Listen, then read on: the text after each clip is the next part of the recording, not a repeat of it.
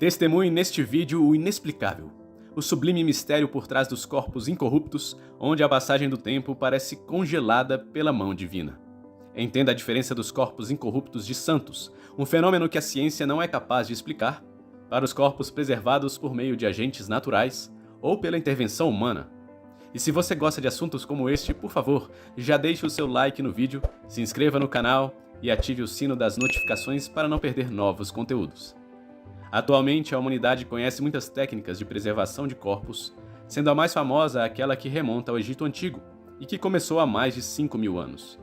No método chamado de mumificação, os órgãos internos dos faraós eram cuidadosamente removidos, as cavidades do corpo preenchidas com ervas e outros materiais naturais, e depois os corpos eram banhados em óleos e envoltos em faixas.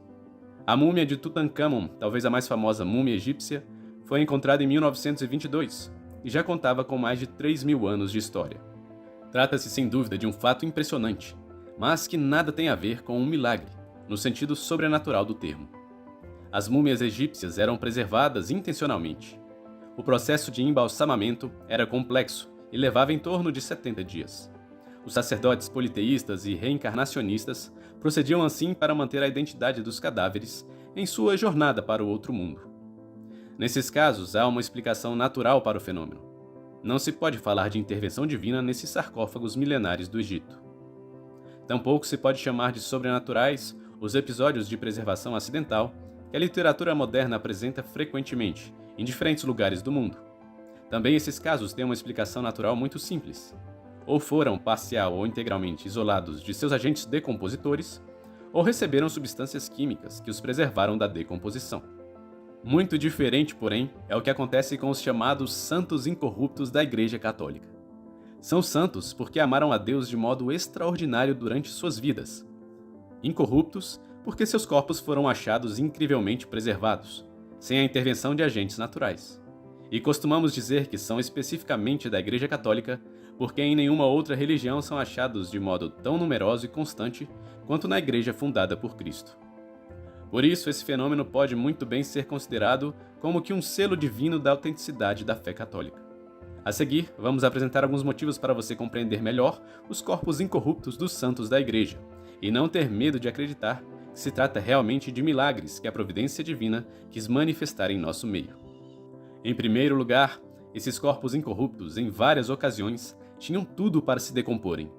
Cadáveres preservados de modo natural são rapidamente isolados do contato com a umidade, com o calor ou com outros agentes externos. Com os santos incorruptos não foi assim.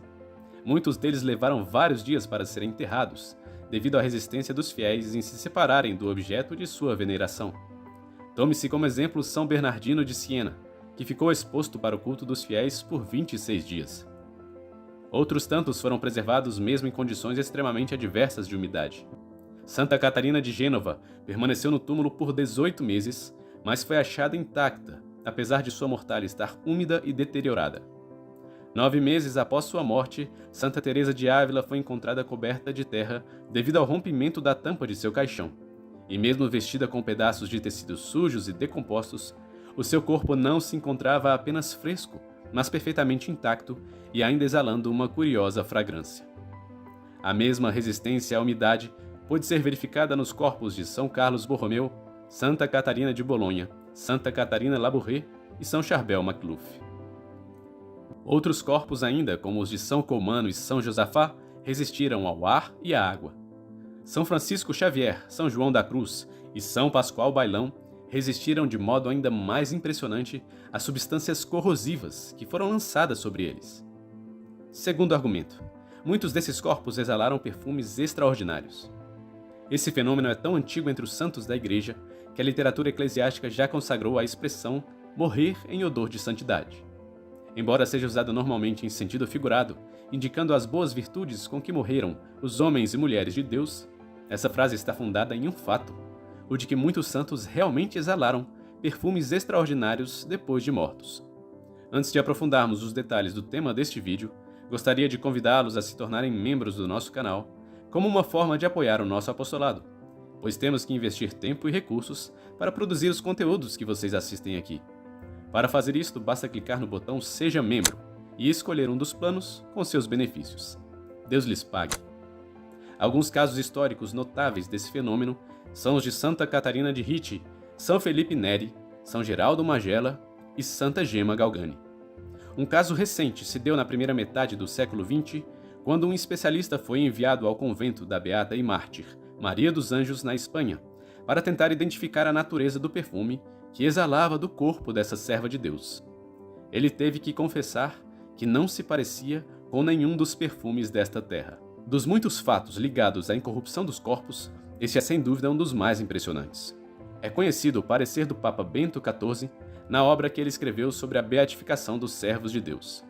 Que o corpo humano possa naturalmente não cheirar mal é muito possível, mas que cheire bem está acima de suas forças naturais, como ensina a experiência.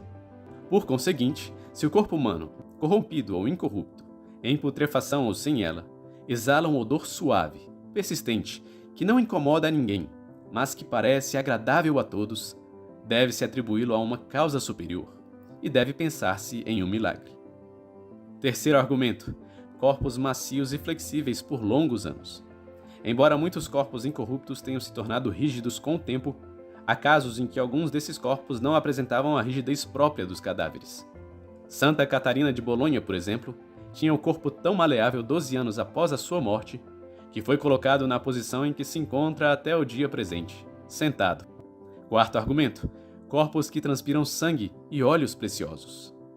Outro fenômeno muito comum entre os santos incorruptos é a transpiração de líquidos especiais. Consta que esse milagre tem acontecido, para mencionar apenas alguns nomes, com Santa Maria Madalena de Pazzi, São Nicolau de Tolentino, Santa Inês de Montepulciano e São Camilo de Leles. O óleo que fluiu do corpo da beata Clarissa Matia Nazarei, que morreu no século XIV, continua jorrando de suas mãos e pés até os dias de hoje. Outro caso impressionante é o do religioso libanês Charbel Makhlouf. Exumado 4 meses depois de sua morte, seu corpo emitia constantemente sangue e água, à semelhança do lado aberto de Cristo. Ainda mais admirável é a quantidade de líquido que foi liberado de seu corpo, número que supera largamente a quantidade normal de líquido encontrada em qualquer ser humano vivo. Quinto argumento: luzes sobrenaturais. A aparição de luzes sobre os corpos e as tumbas de alguns desses santos atestam, de certo modo, a sua vocação divina. A santidade de São Guthlac, por exemplo, foi confirmada por muitas testemunhas que viram a casa onde ele morreu ser coberta por uma luz brilhante, que saía de lá em direção ao céu. O perfume que provinha da boca de São Luís Beltrão em seu leito de morte era acompanhado de uma luz intensa que clareou a sua humilde cela por muitos minutos. Vários outros santos foram favorecidos com essa iluminação, incluindo São João da Cruz, Santo Antônio de Stroncone e Santa Joana de Lestonac.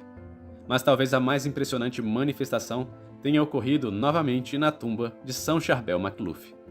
A luz que brilhou intensamente por 45 noites em seu túmulo e foi testemunhada por vários habitantes do vilarejo, inclusive muçulmanos, eventualmente resultou na exumação do seu corpo, revelando os fenômenos que se observam até hoje.